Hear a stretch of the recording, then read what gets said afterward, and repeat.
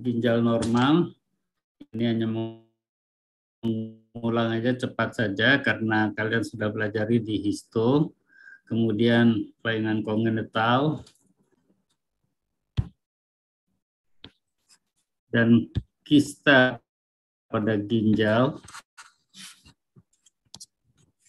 kelainan glomeruler, jadi apa yang kelainan pada tubulus. Selain glomerulus kan saluran berikutnya adalah tubulus,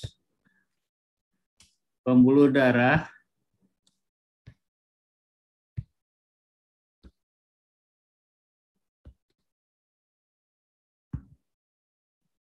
saluran kemih.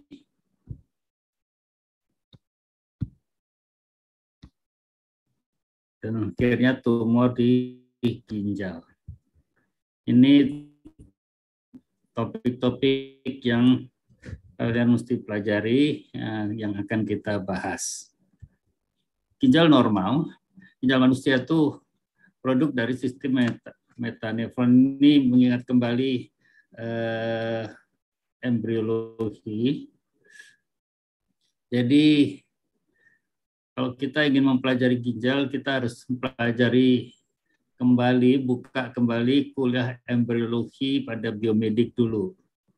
Atau kalau mungkin ada kuliah embriologi ginjal, itu mesti kalian pelajari, karena itu sangat relevan untuk memahami kelainan-kelainan di ginjal.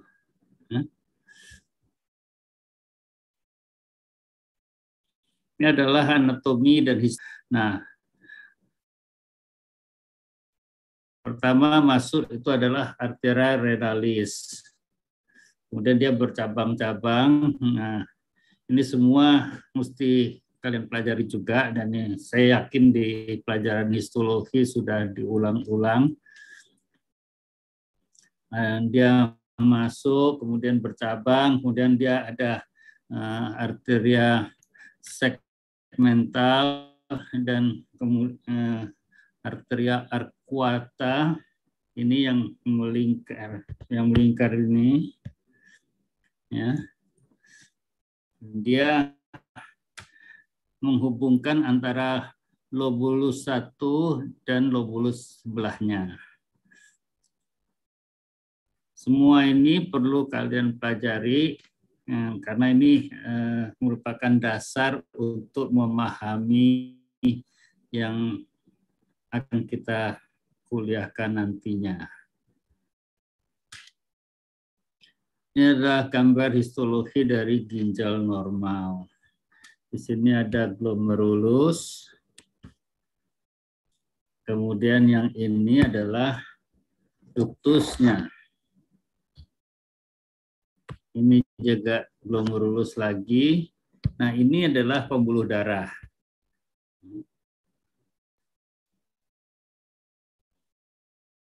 Ini ginjal normal, kelihatan glomerulusnya juga normal, ductusnya, sel-selnya juga normal. Tahunya kalau normal bagaimana? Karena intinya utuh, sel-selnya itu mengandung inti dan dia membentuk ductus atau tubulus seperti ini, bulat ini, ya. Dia membentuk, ada yang kepotong agak memanjang, tapi ini jelas ada rongganya. Itu menunjukkan bahwa dia normal.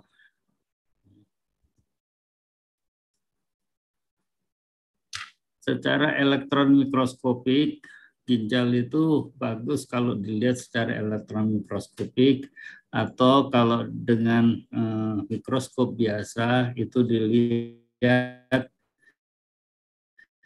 menggunakan pewarnaan khusus. Nah, glomerulus tadi itu seperti bola yang terdiri dari di dalamnya itu penuh dengan pembuluh darah. Lihat ini.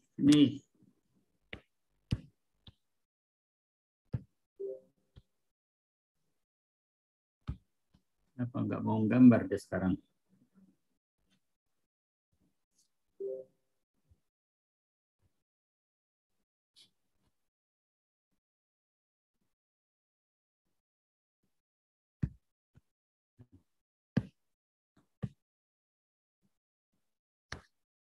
Ini glomerulusnya. Nah, kelihatan ini adalah pembuluh darahnya yang berkelok-kelok ini. Dia berkelok-kelok, bercabang-cabang.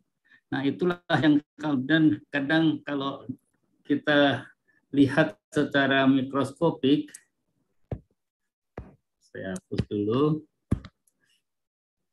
itu kita potong begini. Nanti ada gambar skematiknya, dia dalam keadaan dipotong seperti itu. Dan memahami begini kita tahu, oh ini ada pembuluh darah, ada sel endotel tentunya yang membatasi di dalamnya. Nah, untuk tahu apa yang ada di dalam, ini kan terlihat dari luar karena scanning mikroskop. Nah, scanning elektron mikroskop. Elektron scanning itu kita melihat jaringan atau sel dari luar, sisi luar. Nah, kalau kita mau lihat dalamnya, itu kita menggunakan transmission elektron mikroskop. Yang ini TEM, itu transmission. Kalau yang ini scanning.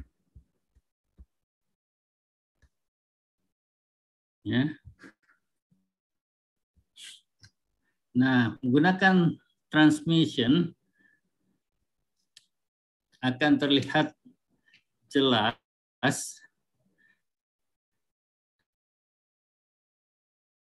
apa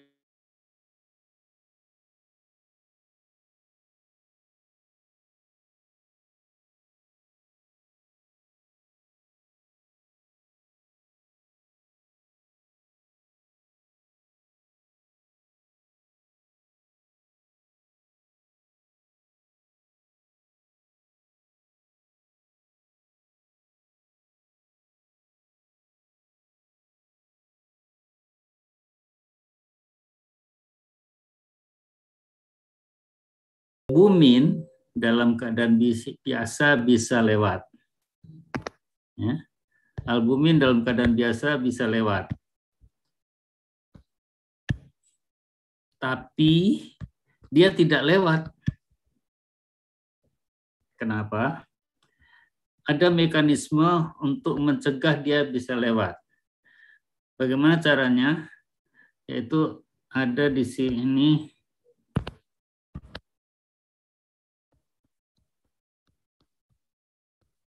negative charge. Negative charge itu ada di ketiga lapisan ini. Ini lapisannya kan satu endotel, ini juga negative charge. Membran basalis terutama itu negative charge, dan pada podosit dia juga negative charge. Karena protein itu albumin itu bersifat negatif juga, maka dia kalau akan masuk di sini dia langsung ditolak. Gitu. Jadi inilah cara ginjal mempertahankan agar protein itu tidak keluar, tidak bocor keluar. Karena albumin itu molekulnya sebetulnya kecil, dalam keadaan biasa dia bisa lewat. Nah, pada nephrotic syndrome di mana kelainan struktural dari ginjal atau glomerulus itu sangat minimal, praktis tidak ada. Apa yang terjadi? Kenapa kok tidak ada kerusakan dalam minimal change misalnya? Kerusakan tidak ada kelihatan, tapi charge-nya ini hilang. Atau kalau akan ada kerusakan mungkin pada podositnya ini, pada kaki-kaki yang merupakan filter itu. Selnya masih utuh tapi kaki-kakinya memendek sehingga dia terbuka, protein bisa lewat. Ya. Berikut slide berikutnya.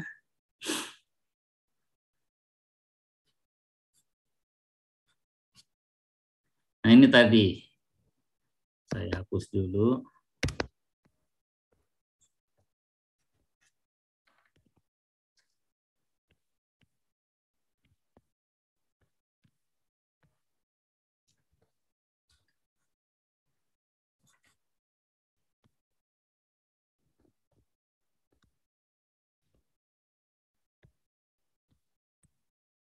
Kita tadi sudah sampai sini ya.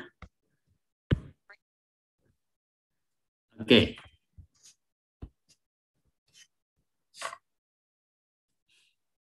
Nah, ini aliran darah itu ada di sini. Ini lumennya. Ini juga lumen. Ya, ini lumen. Ini lumen. Ya. Dia dinding paling dalam adalah endotel. Yang ini adalah intinya. Ini adalah inti dari endotel. Ini inti dari endotel. Endotel mempunyai sitoplasma yang melingkari, dan di sitoplasmanya itu ada lubang-lubangnya. Ini lubang-lubangnya. Disitulah dia akan lewat. Dalam keadaan biasa dia bisa lewat kecil. Di luarnya kan ini kelihatan ada yang sesuatu di belakangnya. Itu adalah basal membran. Nah, yang kelihatan coklat ini adalah basal membran. Ya. Kemudian yang ini adalah kaki dari podosit. Celahnya itu ada di sini. Jadi fungsi filter itu ada di sini juga. Dengan kata lain, ada 3 step filtering. Filtering pertama di fenestra dari endotel, filtering kedua di membran basalis, tembus di situ akan difilter lagi di luar melalui food processes atau kaki-kaki dari podositnya itu di sini. Ya. Nah, kalau dilihat dari sisi lain, bentuknya tuh seperti ini. Ini epitelnya. Nah, ini lubangnya tuh di sini nih.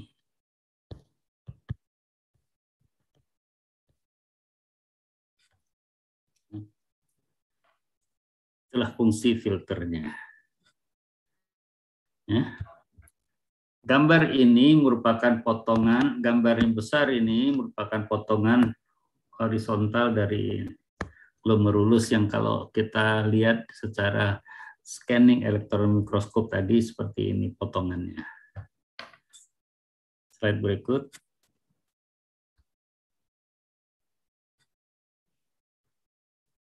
Yang memahami itu, kenapa dia nggak hilang ya? Kita kembali ke sebelumnya. Ini harus saya hapus rupanya setiap kali. Oh, sudah.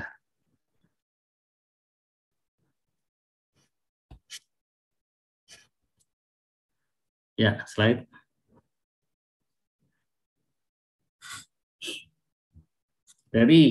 Dari situ kita bisa membayangkan kalau ginjal itu gagal, artinya fungsi filtrasinya terganggu dan tidak bekerja, apa yang bisa terjadi? Pertama, efek terhadap cairan dan elektrolit. Apa yang terjadi di situ? Ya, cairan bisa keluar dari pembuluh darah masuk ke dalam jaringan interstisial sehingga terjadi dehidrasi, bengkak tapi dehidrasi. Akan terjadi hiperkalemi, asidosis, dan seterusnya. Ini nanti tidak perlu dihafalkan, tapi harus dipahami. Ya. Karena kalau dihafalkan setengah mati. Nah, efek terhadap kalsium fosfat, ada efek terhadap darah. Karena gangguan transferin, maka akan terjadi anemia. Terhadap jantung terutama, kalau ada gagal ginjal, yang paling membahayakan adalah terjadinya hipertensi. Hipertensi yang terus-menerus akan terjadi gagal jantung. Ya. Selain itu, karena terjadi uremia, maka akan terjadi uremic perikarditis. Amoniumnya dari uremia ini bisa naik sampai ke otak dan dia menimbulkan gangguan neurologis. Efek terhadap gastrointestinal, mual, muntah, perdarahan, dan seterusnya. Nah, perdarahan, bagaimana bisa terjadi perdarahan? Karena terjadi gangguan produksi atau kegagalan produksi pembentukan salah satu komponen dari antitrombin 3 atau AT3. Pada nefrotik sindrom, gagal ginjal, produksi dari liver itu terganggu, maka karena AT3-nya itu turun, mudah terjadi perdarahan. Gangguan berikut neuromuskuler. Nah, ini semua yang neuromuskuler ini terutama karena terjadi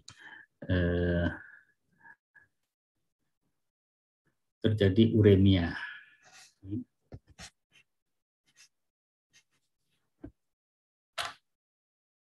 Ya, slide berikut. Nah, berikut kita akan bahas kelainan kongenital. Slide. Ada beberapa kelainan kongenital. Slide. Pertama, agenesis.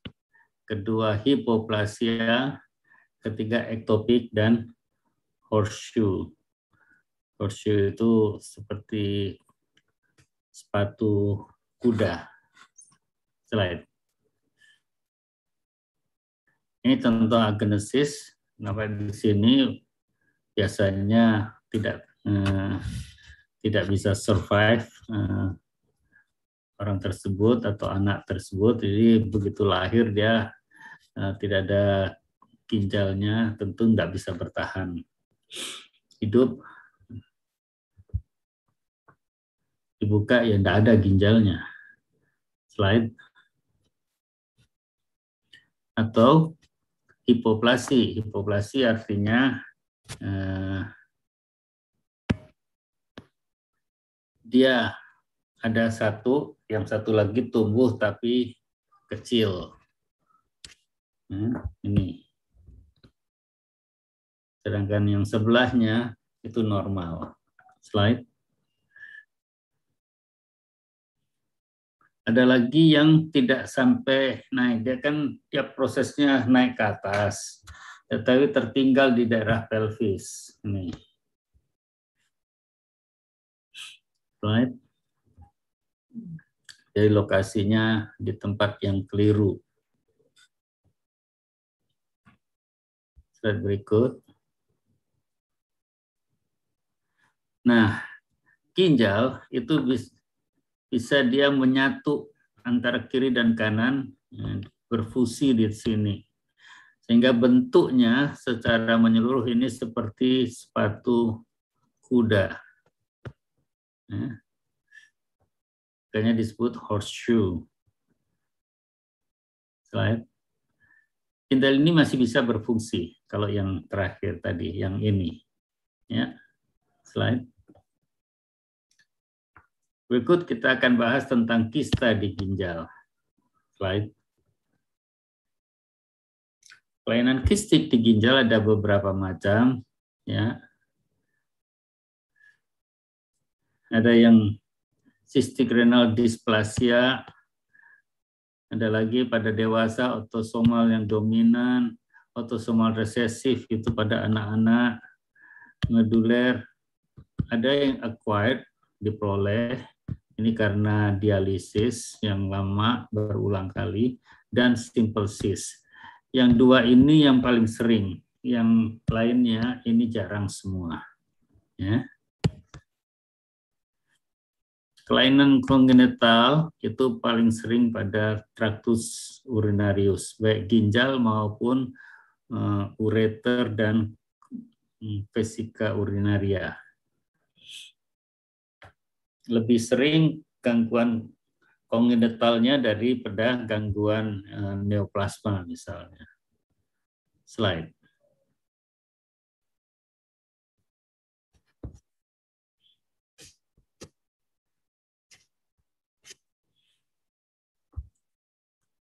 Pada cystic renal dysplasia, ginjalnya kelihatan membesar. Dia bisa terjadi unilateral maupun bilateral. Dan ginjalnya memiliki mesenkim atau jaringan interstisial. Ini muncul pada bayi. Dan kelainan ini jarang terjadi. Ya. Tidak terlalu penting buat dokter umum, cukup diketahui bahwa ada yang seperti ini. Ginjal lahir sudah ada bentuk kistik-kistik gitu. Pasien jarang bisa bertahan. Ya.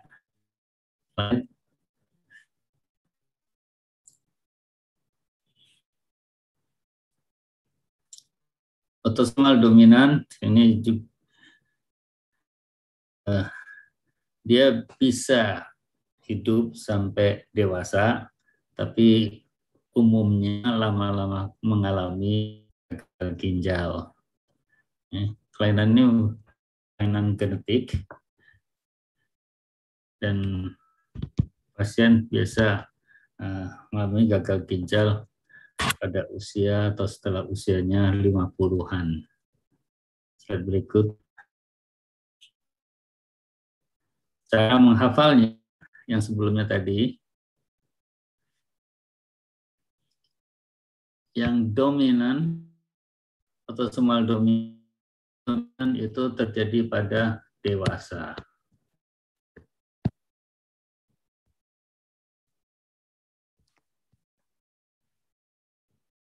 Ya. Nah, kalau berarti yang resesif terjadi pada anak-anak atau bayi. Slide berikut. Nah, ini yang autosomal resesif terjadi pada anak-anak. Kliennya mirip dengan yang pada dewasa. Dan pasien ini kalau bertahan, dia akan mengalami hepatitis, fibrosis hati dan berlanjut dengan sirosis biasanya. Nah, kelainan seperti ini umumnya tidak bertahan lama. Ya.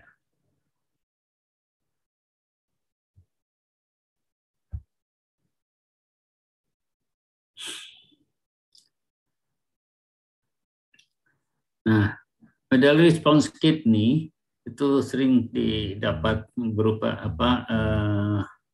sebagai temuan insidental, sama dengan simple cyst juga begitu. Ini kelainan begini, nah, kalau yang medullary response kidney ini kelainan tersebut didapatkan begitu diikuti biasanya berlanjut, gangguannya bisa berlanjut. Ini merupakan penyakit keturunan tapi jarang ditemui. Jadi tidak termasuk ya yang harus dikuasai oleh dokter umum. Nanti kalau spesialis baru. Ya, slide.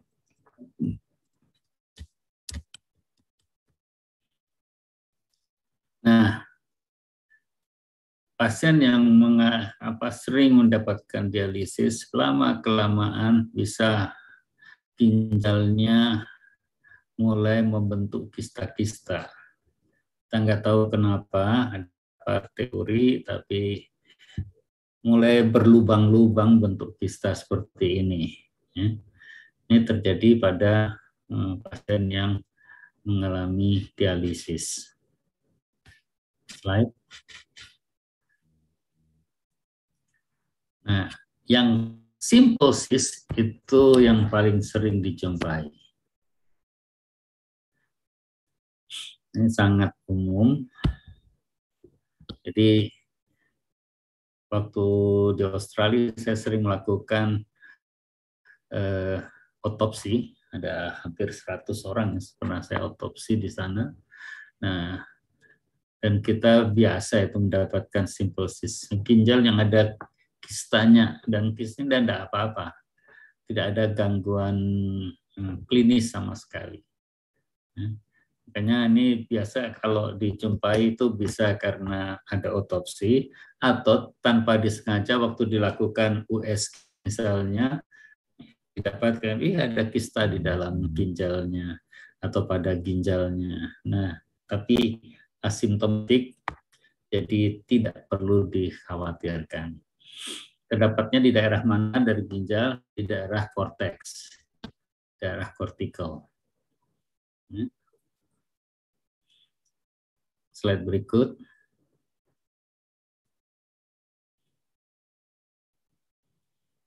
Tadi sudah, slide berikut. Berikutnya kita akan melihat pelajari kelainan pada glomerulus. Ya, ada beberapa penyakit glomerulus yang akan kita pelajari. Slide.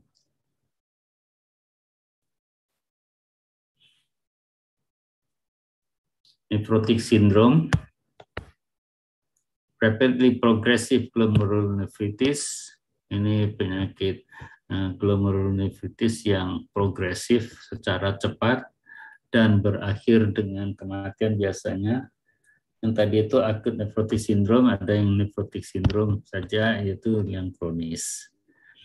Kemudian bisa berakhir dengan chronic renal failure, gagal ginjal yang kronis. Dan kalau bisa gagal ginjal kronis, biasanya terminal dia. Kita hanya lakukan dialisis, tapi ginjalnya semakin lama semakin memburuk dan harus diganti dengan ginjal baru, dengan transplantasi, atau ya sudah tidak bisa dilanjutkan. Ada kelainan yang disebut hematuri dan proteinuri yang asimptomatik. Ini didapatkan tanpa sengaja, pasiennya tanpa gejala. Nah, ini juga bisa terjadi. Slide. Secara umum, manifestasi patologisnya itu bisa berupa proliferasi seluler, bisa dijumpai infiltrasi leukosit, bisa kita jumpai bentukan crescent itu seperti bulan sabit begini.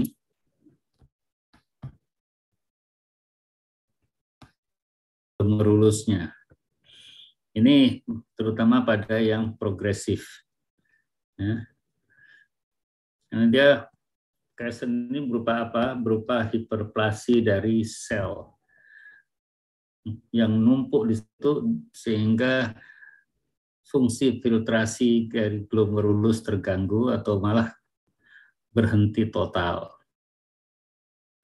Terjadilah renal failure. Umumnya renal failure yang seperti itu sudah sulit dipertahankan. Bisa juga terjadi penebalan membran basalis.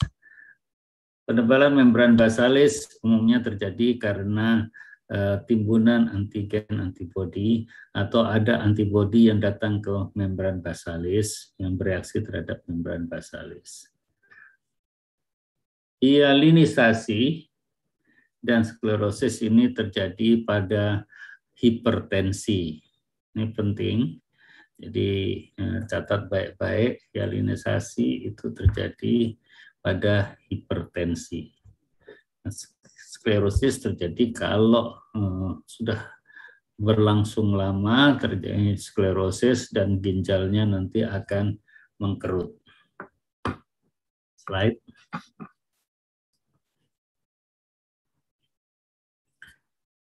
Bagaimana mekanisme terjadinya? Pertama, mungkin terjadi pelekatan antibodi terhadap glomerular basement membrane (GBM). Ya. Artinya terbentuk antibodi terhadap tubuh. Ini suatu reaksi autoimun. Kenapa bisa demikian? Kan ini tubuh menyerang dirinya sendiri. Dalam keadaan normal tidak boleh itu terjadi. Jadi apa yang terjadi adalah tubuh membentuk antibodi terhadap sesuatu yang lain, umpamanya terhadap Streptococcus. Terhadap Streptococcus, antibodi ternyata antigen tersebut pada Streptococcus tersebut ada kemiripan dengan struktur pada basal membran dari glomerulus. Akhirnya selesai berurusan dengan Streptococcus, antibodi tersebut akan menempel atau berikatan dengan glomerulus. Ya, kalau sudah terjadi ikatan antigen antibodi, tentu akan terjadi reaksi berikut-berikutnya. Aktivasi komplement, karena ada aktivasi komplement terjadi peradangan, terjadi rekrutmen dari neutrofil. Rekrutmen neutrofilnya mengeluarkan berbagai sitokin, nah, makanya terjadi berbagai macam reaksi berikutnya. Bisa juga itu terhadap basal membran, jadi sudah ada di situ. Tapi bisa juga ada antigen yang ditaruh di situ, ditanam di situ, baru kemudian antibodi terbentuk. Atau kemungkinan ada kompleks antigen antibodi yang sudah terjadi di dalam darah dan kemudian ditanam atau menempel berikatan di glomerulus.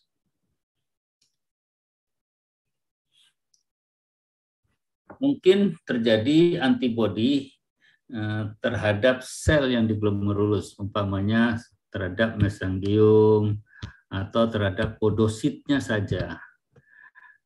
Sehingga antibodi ini menempel khusus di podosit pada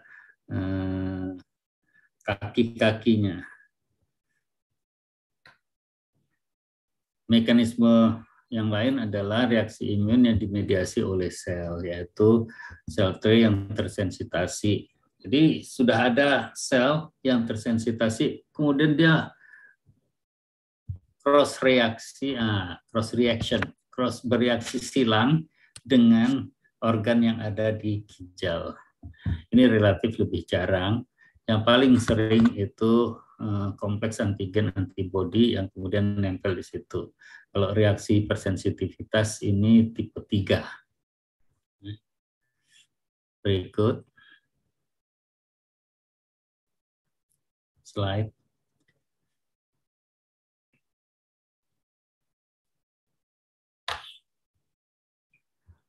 Nah, ini adalah zona peperangan atau zona pertempuran pada glomerulopati. Di mana saja zona tersebut? Pertama pada podosit, kedua pada membran basalis, ketiga pada endotelnya. Gambarnya adalah gambar fungsi filtrasi. Endotel, ini endotel kan? Ini adalah endotel yang ada porosnya. Ini sitoplasma yang besarnya dan mungkin ada inti di situ. Jadi dia pertama lewat di sini, kemudian tembus di membran basalis ini, dan melewati celah antara food processes, antara kaki-kaki dari podosit. Tempat ininya bertempurnya itu di pertama. Jadi kalau ini sebetulnya istilah lainnya adalah tempat kelainannya di mana. Kelainan itu bisa terjadi di sini. Timbunan itu timbunan antigen antibodi atau antibodi datang langsung ke membran, ke podosit, ke food processesnya, atau ke basa laminanya, atau kepada endotelnya. Ya, ini endotelnya.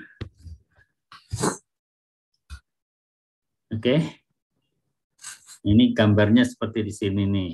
Bisa dia langsung dengan endotel, berarti dia lokasinya subendotelial. Bisa kepada podositnya, berarti subepitelial istilahnya, atau pada membrannya. Gambarnya itu khas. Kalau pada membran, karena dia memanjang begitu, dia akan gambaran imunofluoresensnya, dia juga berupa membran halus, berupa garis begitu. Ya.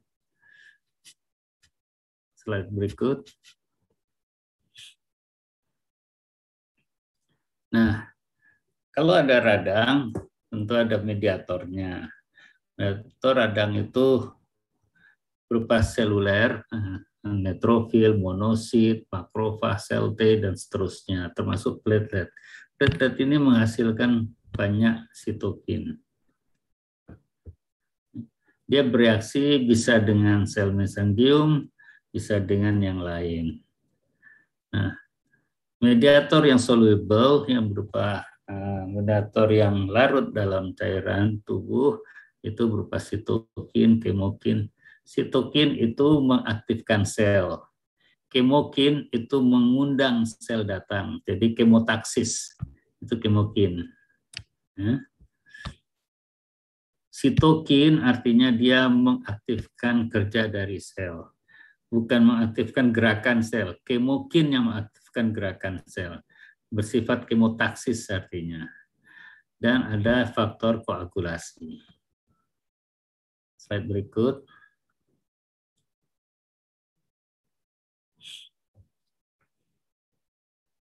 Apa yang terjadi pada akut glomerulonefritis? Apa itu akut glomerulonefritis? Akut glomerulonefritis dulu disebut post streptococcal glomerulonefritis. Ya. Sekarang streptococcal-nya tidak disebut lagi, yang disebut saja sebagai akut glomerulonefritis. Gambar ini, glomerulonefritis ini bisa sembuh sendiri, total, sembuh sempurna. Pada saat serangan terjadi hematuri. Karena gagal ginjal atau filtrasi terganggu, terjadi oligouri, terjadi azotemi. Kenapa terjadi azotemi? Karena azotemi itu artinya apa? Azotemi itu artinya terjadi peningkatan kadar nitrogen di dalam darah. Ya. Karena fungsi filtrasi terganggu, jadi produksi urin berkurang. Selain produksi urin berkurang, karena darah tadi filtrasi terganggu, maka nitrogen yang seyogianya dikeluarkan, dia tidak dikeluarkan. Nah, fungsi filtrasi terganggu akibatnya apa? Hematuri, yaitu darah menjadi keluar. Tadi pada gambar skematik dari glomerulus yang dipotong, kelihatan di situ ada eritrosit yang ukurannya besar dan tidak mungkin lewat kalau membran basalis itu tidak rusak atau endotelnya juga tidak rusak. Ya. Pada gambaran ini glomerulus hiperseluler. Nah, perhatikan istilahnya hiperseluler, ya, bukan proliferasi sel. Hiperseluler itu artinya bagaimana? Kalau dilihat banyak sel di situ. Sel apa? Sel radang. Jadi sel glomerulus ditambah sel radang. Sel radangnya berupa apa? Berupa neutrofil.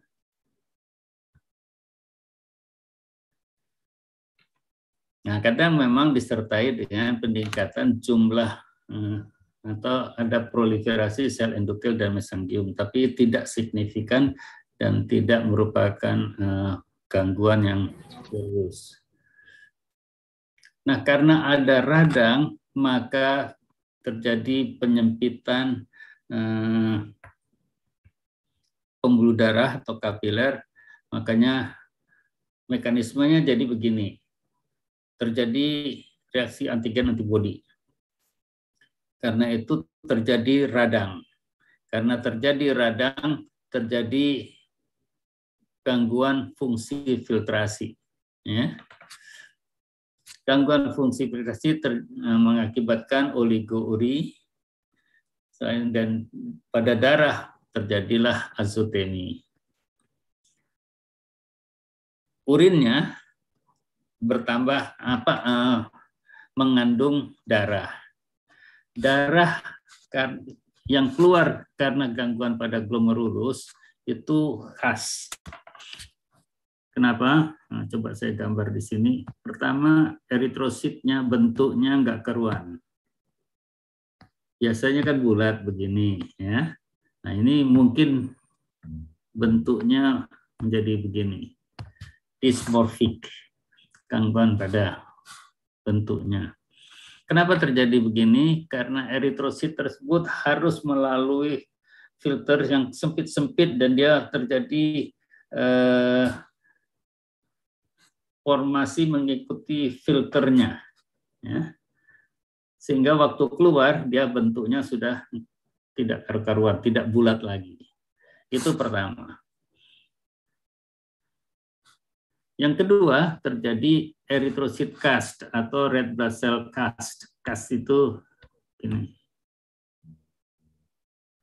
mengikuti bentuk dari tubulus. Kenapa demikian? Karena kalau ini, saya gambar di sini ya. Ini terlihat ya, saya gambar di sini. Ini garis saya ini kelihatan.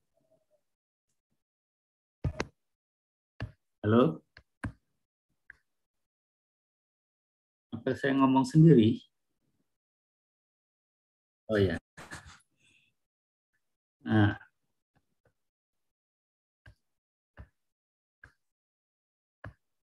Kenapa nggak mau gambar deh sekarang? Oh, sorry.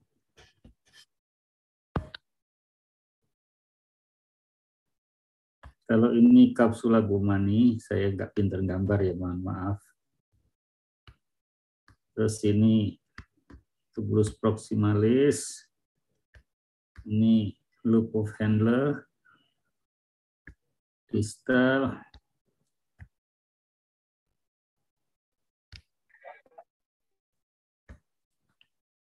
nah keluar dari sini, dia di dalam tubulus ini mungkin dia membentuk gini, dia bergabung dulu atau numpuk karena alirannya kan melambat, kan urin yang keluar urin yang lewat ini kan berkurang sekali sehingga eritrosit ini mungkin akan berkumpul gitu seperti di sini, bisa di proksimal atau di distal. Nah, kalau dia keluar tercetak sudah seperti ini, tercetak ini yang disebut erythrocyte cast, erythrocyte cast. Ya. Paham? Halo? Kok nggak ada suaranya? Tapi iya dok. Oke, lanjut. Nah, slide berikut.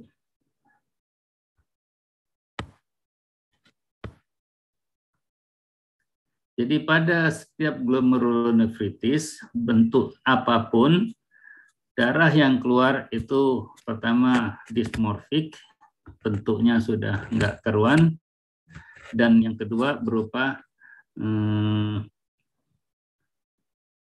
erythrocyte cast. Nah, ini yang membedakan dia dari darah yang dari ureter. Misalnya pada batu ginjal seperti yang kita diskusikan tadi, itu darahnya tidak membentuk cast, tapi eritrosit yang masih utuh. Atau kalau sudah pecah ya eritrosit yang sudah pecah kan karena dia kena urin lama dalam Tapi tidak ada eritrosit yang bentuknya tidak karu-karuan tadi. Ya. Nah, apalagi cast. Castnya tidak terjadi kalau darahnya keluar sesudah ginjal postrenal. Oke. Slide berikut.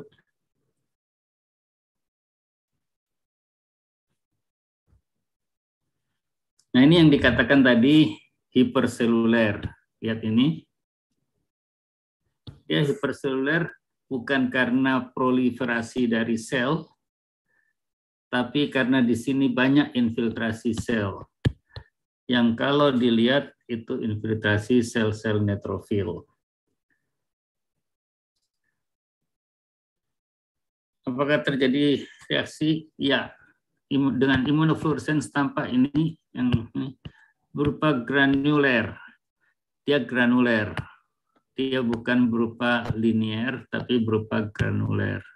Ya, reaksinya granuler. Kenapa granuler? Karena setempat. Nah, di glomerulus ini, glomerulus sebelahnya lagi, begitu. Di dalam satu glomerulus juga dia berupa titik-titik gitu. Di sini struktur glomerulus di immunofluorescence ini nggak begitu jelas nampak. Tapi kita bisa lihat bahwa di dalam glomerulus ini tampak ada timbunan-timbunan deposit gitu. Ya. Itu yang dikatakan granuler. Slide berikut.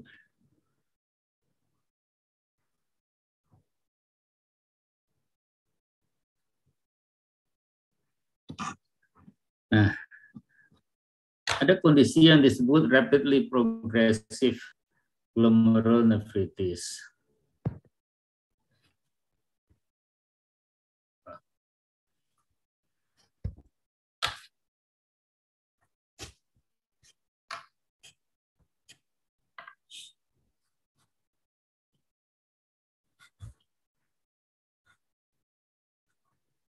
Rapidly progressive glomerulonephritis ini bukan definisi dari patologi,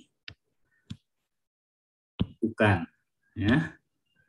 Perhatikan, dia bukan. Tapi definisi klinis. Apa yang terjadi secara patologi sebetulnya pembentukan crescent karena proliferasi sel. Ini crescentnya. Yang proliferasi daerah ini. Nggak bisa dihilangkan ya.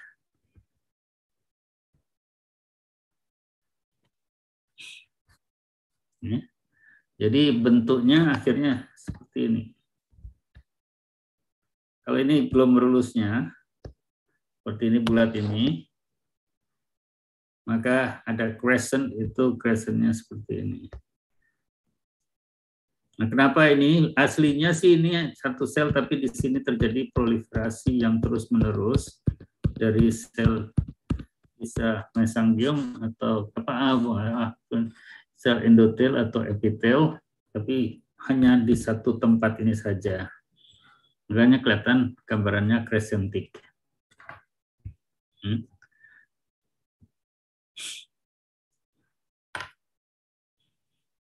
Berikut, ini gangguan ini, keadaan ini mengakibatkan renal failure.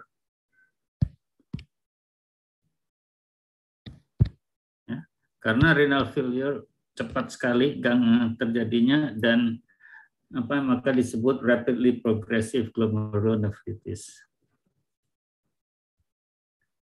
Berikut.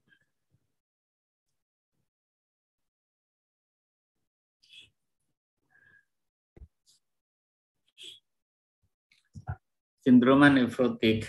Sindroma nefrotik ini kemarin sudah kita bahas pada waktu tutorial sebagian. Nah, apa yang dimaksudkan sindrom nefrotik?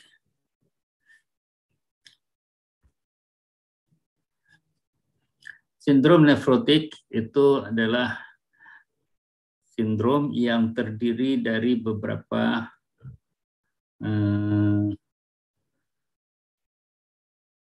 gangguan atau simptom. Pertama, terjadi proteinuria yang berat, yaitu di atas 3,5 gram per hari. Ya. Akibatnya apa? Karena proteinnya keluar terus lewat urin, maka akan terjadi hipoalbuminemia. Albumin di dalam darah menurun. Karena terjadi hipoalbuminemi, maka akan terjadi edema. Nah, protein yang kurang ini memicu liver untuk membentuk banyak protein.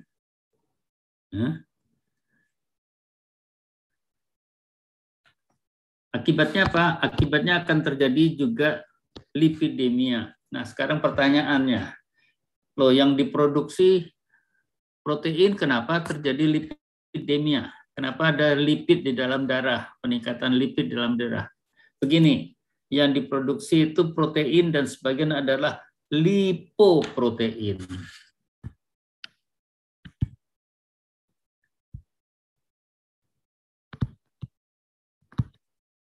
Ya, karena dia dibentuk yang dibentuk juga lipoprotein, maka ada proteinnya, tapi ada juga lipid yang ikut di situ. Karena lipid ikut banyak, maka terjadi lipiduria, lipid keluar melalui kencing juga. Jadi lipidnya meningkat di dalam darah dan meningkat juga atau keluar juga di dalam urin.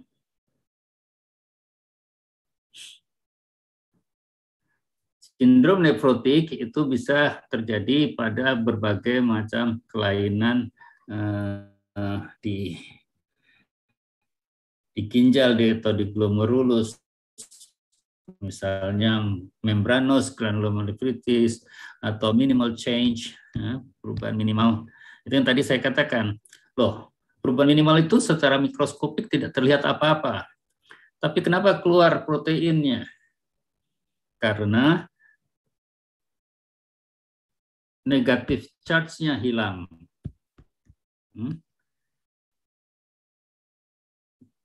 Yang menolak protein keluar pertama itu negatif charge di membran basalis maupun podosit dan endotel.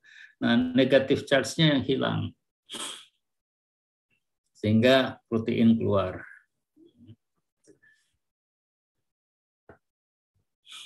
Oke, slide berikut.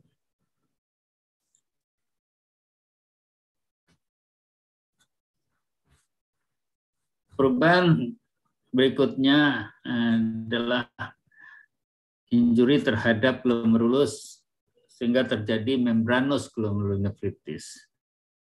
Membranous glomerulonefritis itu kalau dilihat secara imunofluorescens kelihatan ada timbunan yang sifatnya linier, bukan granuler tapi linear. Hal ini bisa terjadi karena beberapa kejadian, umumnya adalah karena reaksi imunologis. Jadi juga bisa reaksi obat-obatan, bahkan karena adanya tumor, tapi ini jarang, bisa juga karena infeksi. Poin paling penting adalah antigen antibodi ditimbun di membran basalis. Perjalanannya indolen. Indolen itu artinya pelan-pelan, tidak kentara. Tapi pasien itu secara konsisten mengeluarkan protein. Jadi terjadi proteinuri. Proteinuri yang persisten. Persisten itu artinya terus-menerus. Nggak berhenti. Kalau kondisinya memberat, semakin lama awalnya sih tidak terlalu berat. Tapi kalau dia berat, dia bisa menjadi sindrom nefrotik. Kalau sindrom nefrotik itu kan definisinya keluar protein lebih dari 3,5 gram per hari. Kalau hanya keluar protein kurang dari 3,5 gram per hari, itu bukan sindrom nefrotik. Dia hanya proteinuri saja, tapi tidak sampai menimbulkan sindrom nefrotik. Kalau kurang dari 3,5 gram, itu biasanya liver masih mampu mengkompensasi. Jadi kalau sudah lewat dari 3,5 gram, liver tidak mampu mengkompensasi. Ya, akan terjadi gangguan dan kelihatan secara klinis. Slide berikut.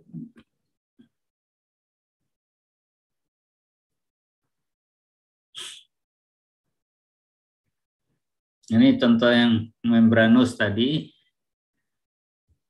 Secara mikroskopik kelihatan ini seperti ada garis yang ini penebalan membran basalisnya menebal. Perhatikan lumennya masih kelihatan. Ini lihat nih, ini lumen.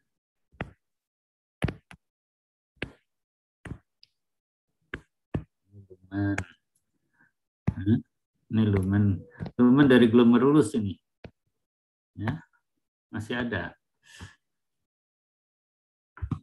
Sayangnya saya nggak tahu cara merubah warna kalau di sini. Ada yang bisa kasih tahu saya? Tabe dok, yang tulisan format dok, tabe. Format. Oh ini, terima kasih nak. Ini ya, oke. Nah, yang membran basalisnya saya gambar dengan biru. Nih.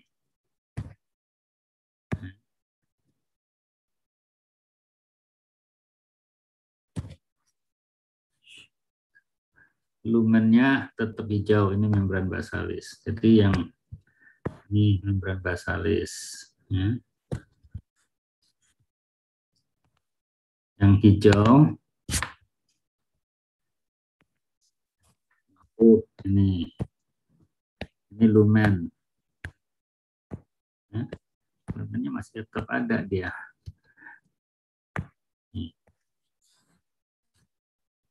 Makanya gambarannya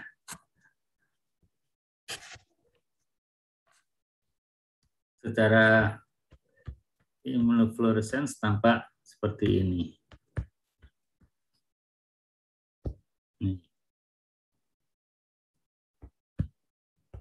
Tidak linear sekali, tapi tidak granular seperti tadi. Oke, berikut slide.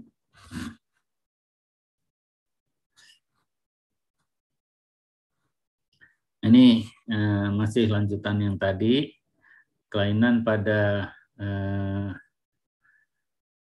nefrotik sindrom pada anak itu biasanya berubahnya pada podositnya ini.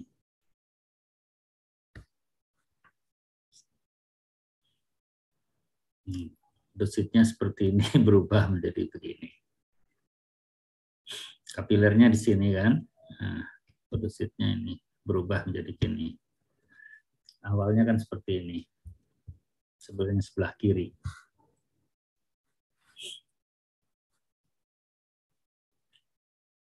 Kalau dilihat secara mikroskopik tidak selalu terlihat perubahannya.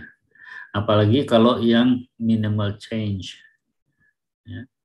Kalau minimal change seperti ini, saya gambarkan pakai biru.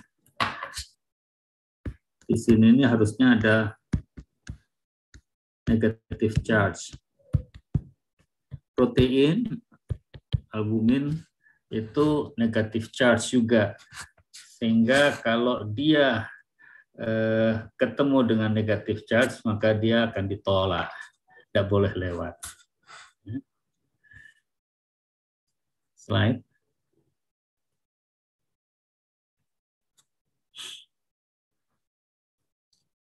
Ada kelainan lain yaitu yang disebut focal segmental glomerulosclerosis. Kalau diwarnai dengan pewarnaan khusus akan kelihatan sesuai dengan namanya, dia segmental dan vokal di tempat khususnya di sini saja. Saya gambar dengan warna merah ya supaya kelihatan kontras nih.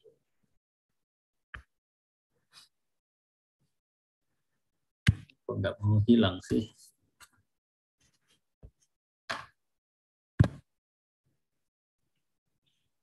Di tempat saya tuh ada foto-foto.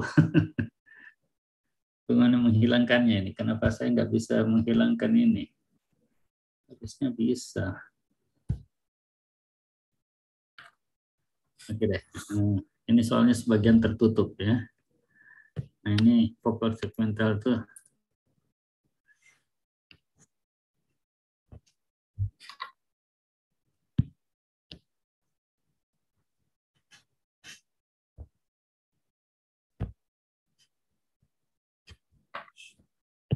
Nih.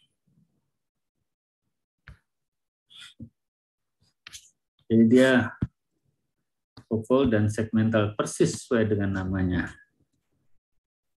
Dan dia sklerosis loh ya, bukan skleritis ya. Sklerosis. Perhatikan nih, kelihatan ini jaringan ikat yang menebal di sini. Nah, barangkali ini saya hapus dulu. Saya ganti warna biru. Oh, malah nggak kelihatan ya. Saya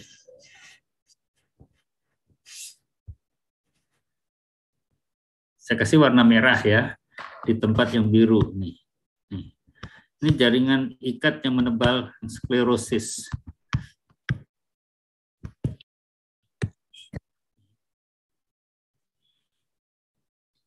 Nah, kalau pada anak-anak biasanya gangguannya adalah minimal change.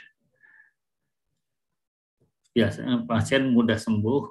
Sedangkan pada dewasa itu bisa karena sebab lain, karena HIV, karena konsumsi nafsa, heroin,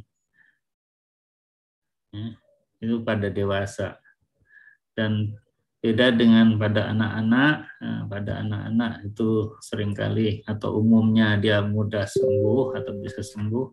Kalau pada yang dewasa biasanya agak sulit sembuhnya. Slide berikut.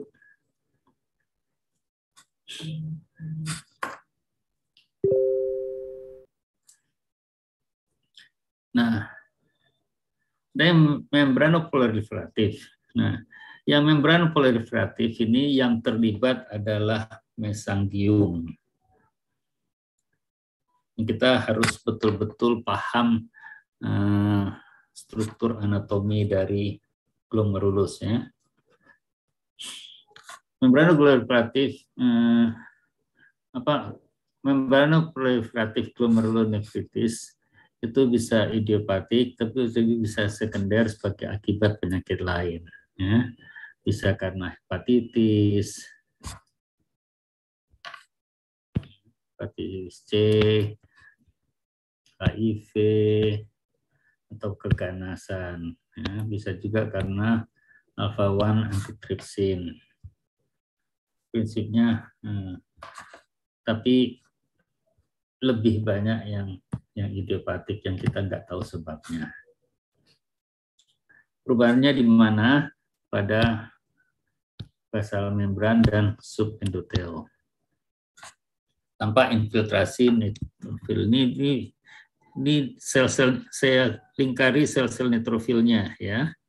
Perhatikan ini lingkaran ini yang kecil-kecil intinya itu adalah sel neutrofil. Ini ada sel neutrofil juga. Di sini sel neutrofil tidak sepadat yang sebelumnya. Ini sel neutrofil. Kalau patolog itu dokter patologi biasanya bisa mendeteksi bahwa ini ada neutrofil di situ. Atau leukosit. Leukositnya adalah leukosit polimorfonuklear atau disebut juga neutrofil. PMN. Itu sama dengan neutrofil.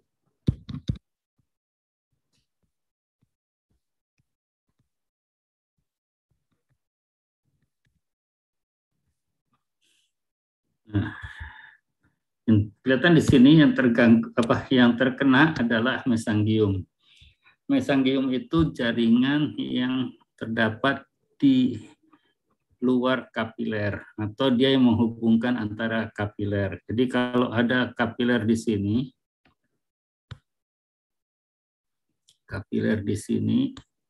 dan kapiler di sini, nah ini adalah mesangiumnya yang saya beri tanda kali pakai warna hijau ya.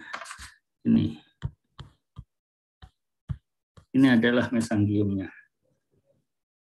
Jadi mesangium itu jaringan penyokong yang menghubungkan antara kapiler-kapiler dalam glomerulus. Berikut, memang perlu memahami sekali, harus ingat ya, kan nggak mungkin kalau itu saya ulang-ulang histologi dari glomerulus. Slide berikut.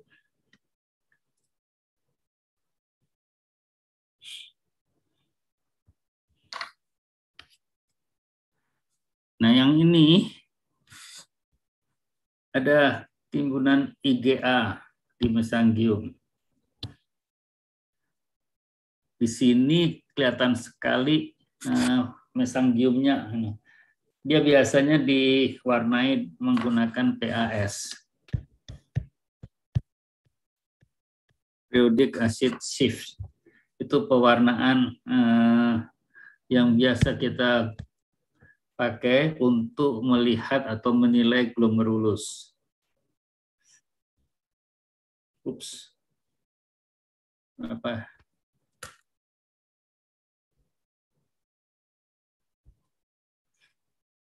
Oke. Ini lihat nih. Di sini menebal. Ini mesangium semua nih.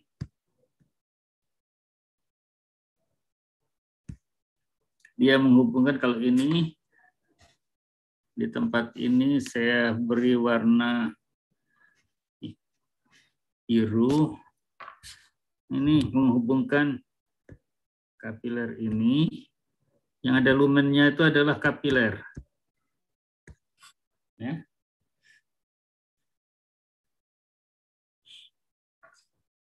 Itu mesangiumnya, timbunan imunoglobulin A-nya, IgA nephropathy itu timbunan imunoglobulin A-nya pada mesangium. Nah, kalau dilihat secara imunofluorescence kelihatan granuler ya, karena ini seperti di sini.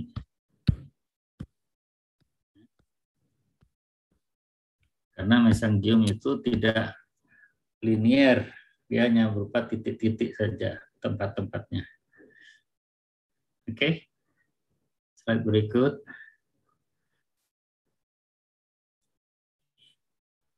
Moport syndrome itu jadinya jarang, dia bisa ada gagal ginjal progresif. Defeknya terutama pada kolagen tipe 4 itu pada membran basalisnya. Jadi terjadi sindrom hematuri yang herediter. Ini pelajaran jarang, dokter umum nggak usah terlalu pusing. Berikut. Nah, glomerulonefritis kronis ini penting. Glomerulonefritis kronis ini bisa terjadi dari lanjutan dari glomerulonefritis akut jenis apapun. Semua glomerulonefritis yang sebelumnya sudah dijelaskan itu bisa berlanjut menjadi kronis. Apa yang terjadi kalau dia kronis? Korteks menipis. Itu pertama.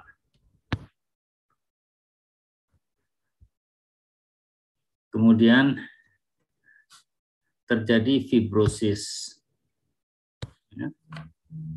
Glomerulusnya mengalami fibrosis dan hialinisasi. Apa itu fibrosis? Apa itu hialinisasi? Jadi begini, fibrosis itu terbentuk serabut biasanya warnanya merah ya, jadi gini.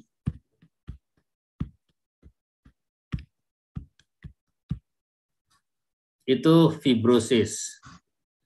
Kalau hialinisasi, jaringan ikat fibros tersebut menyatu menjadi satu dan warnanya sangat merah. Ini yang disebut hialinisasi. Ya. Jadi ini itu yang ini, fibrosis itu yang seperti ini. Hialinisasi itu merupakan kelanjutan dari fibrosis.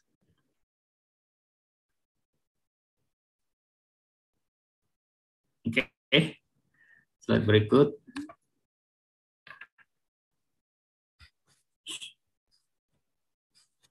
Glomerular fatty sekunder ini biasanya yang kita bahas adalah penyakit originalnya SLE, Hendrickson Lane ini penyakit pembuluh darah, endokarditis dan seterusnya. Ini enggak bisa kita skip saja. Slide. Nah, gangguannya bukan di patologi. Nah, ada beberapa gangguan tubuler yang terpenting. Nah, ini coba berikut adalah ATN. Terus dari semua itu ini yang terpenting, acute tubular necrosis. Ya. Karena kalau pyelonefritis itu juga penting, tapi yang ini soalnya gawat sekali. Slide.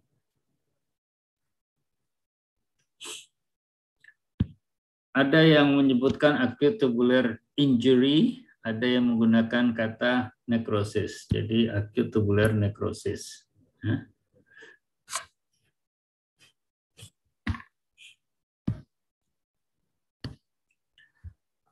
Apa yang terjadi? Yang terjadi adalah destruksi tubular ginjal. Ya. Akibatnya hilang fungsi ginjal. Fungsi ginjal jadi berkurang. Dan ini 50% betul-betul bisa mengakibatkan gagal ginjal. Kenapa? Karena fungsi absorpsi juga terganggu di situ, resorpsi. Nah, ATN atau ATI itu bisa disebabkan oleh iskemi, tapi bisa disebabkan oleh nefrotoksik. Nefrotoksik itu biasanya karena obat-obatan. Ini yang terkenal, aminoglycid, amphotericin, dan bahan kontras pada pada IVP. Makanya kalau pasien akan di IVP, biasanya dilihat itu fungsi ginjalnya. Fungsi ginjalnya jalan apa enggak? Kalau dia ada tanda-tanda fungsi ginjal tidak bagus, misalnya urium atau kreatininnya naik, pasien itu kontraindikasi untuk dilakukan IVP. Slide.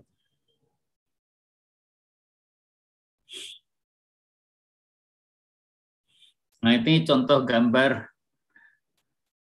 Oh, ini yang masih normal. Nah, perhatikan, sebagian dari tubulus ini kan tubulus nih, tubulus renalis ya.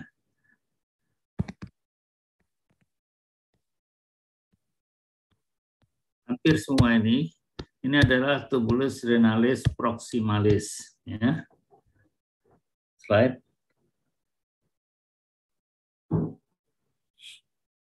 Nah, pada ATN perhatikan di sini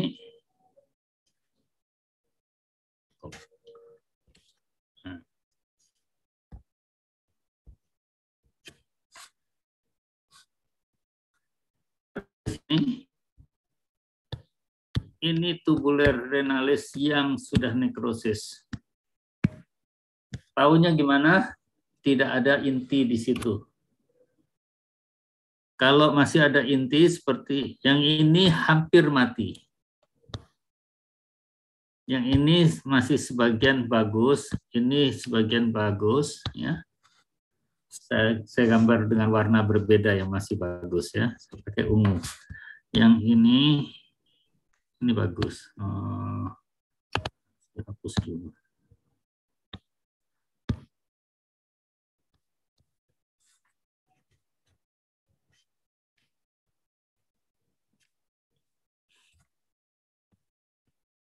Yang ini masih bagus. Karena masih ada intinya. Tapi yang merah itu yang sebagian besar adalah sudah nekrosis. Nekrosis.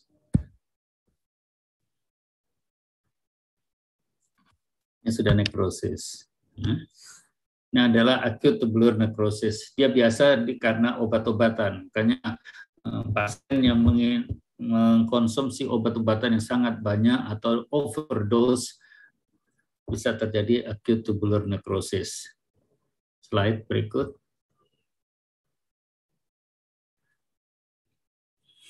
Nah, selain itu, acute tubular necrosis juga necrosis iskemi, bisa karena aliran darah yang berkurang ke situ.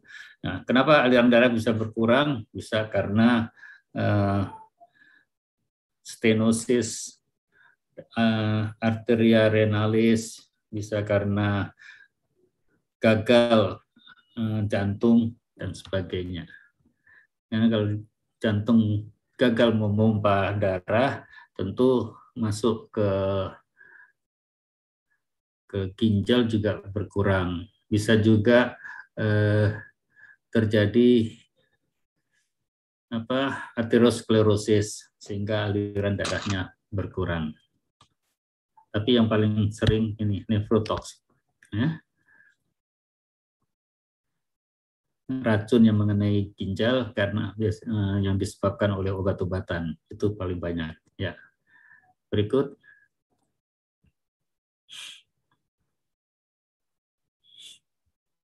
Nah, perjalanan kliniknya pertama, karena kalau gagal ginjal maka akan terjadi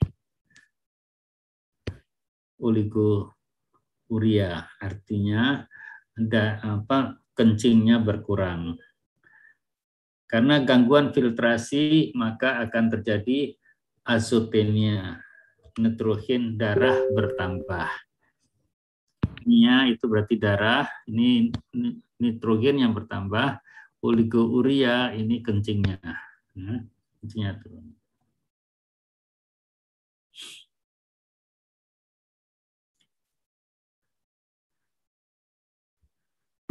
Kemudian semakin berat, oligurianya semakin berat, azotemianya juga semakin berat, bertambah berat ya, bertambah berat ini.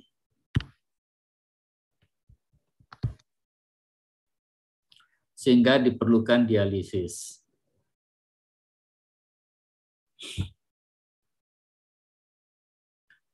Kalau terjadi pemulihan tentunya blood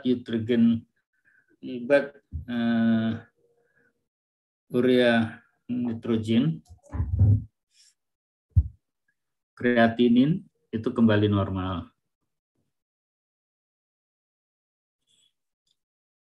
Nah, yang hipokalemi juga bisa menjadi normal kembali.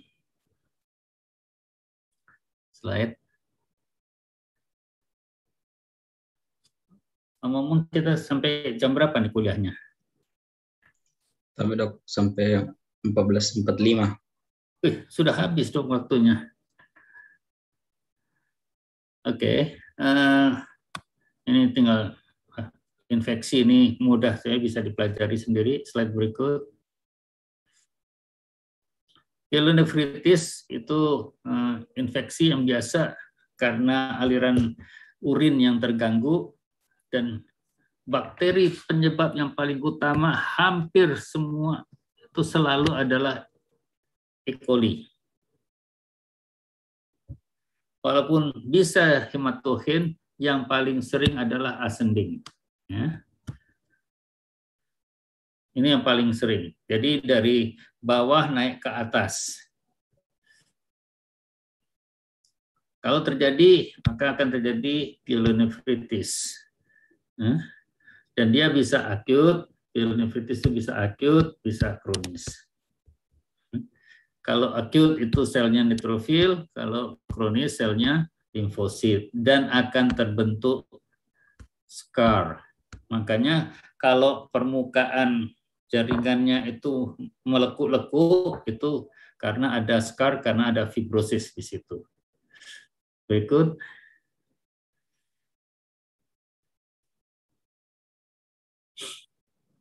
Nah ini akut atau kronis?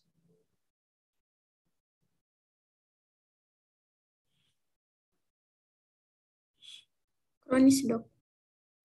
Ini adalah selnya neutrofil, ini adalah akut. Dan sebagian neutrofil masuk ke dalam, ada di dalam lumen sini. Dan ini, ya memang ini banyak limfosit, tapi banyak juga neutrofil ini.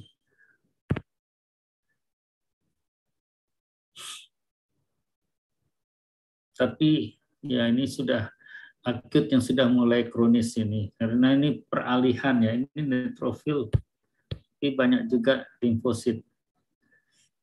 Lanjut.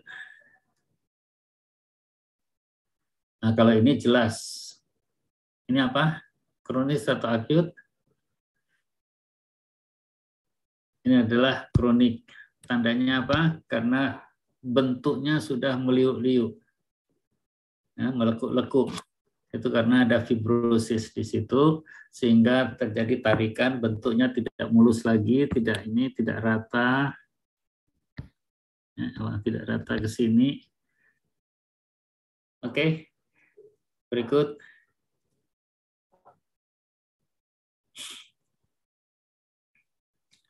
Tiroidisasi, gambaran seperti tiroid ini merupakan tanda dari pielonefritis yang kronis.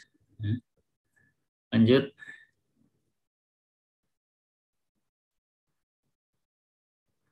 Nah ini bisa dibaca saja, ini biasanya memang kalau aliran kencingnya atau urinnya tidak lancar, maka potensi terjadi radang dan infeksi, potensi terjadi infeksi. Dan biasanya ada 3 tempat yang paling penting pada ureter, itu besok aja. Nah, terus, nah, ini obat-obatan tadi, lanjut aja.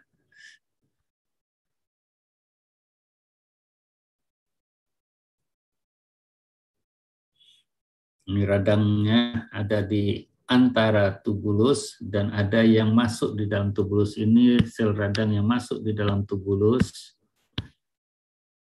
Ini masuk di dalam tubulus dan ini yang di antara tubulus. Ini antara tubulus. Oke, nah berikut.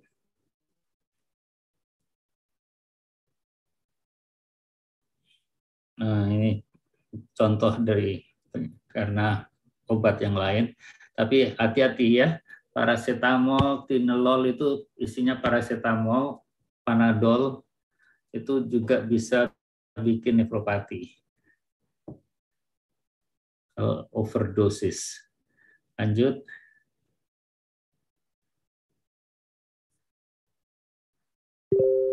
Nefropati juga bisa karena asam urat. Ya, ini biasanya mahasiswa sudah hafal nih.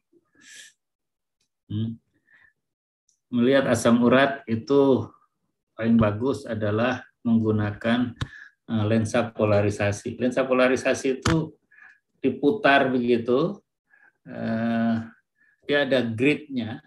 Kalau diputar maka hanya satu gelombang saja yang dilewatkan, akan kelihatan bahan yang kita lihat. Ini bagus untuk melihat benda asing termasuk asam urat. Berikut. Nah, ini bisa dibaca aja, hiperkalsinosis. Apa hiperkalsimia. Lanjut. Multiple myeloma, ya nggak terlalu penting. Lanjut.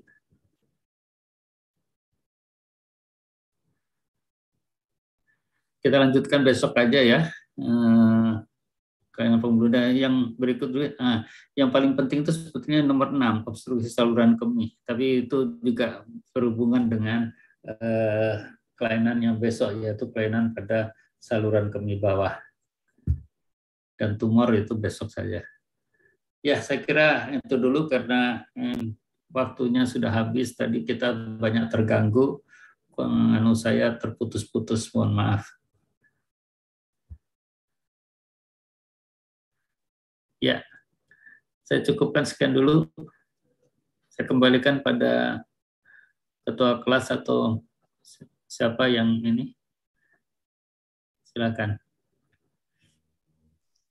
Tapi dok, terima kasih banyak dok. Iya, Yasir. Silakan Yasir. Terima kasih. Ya dok.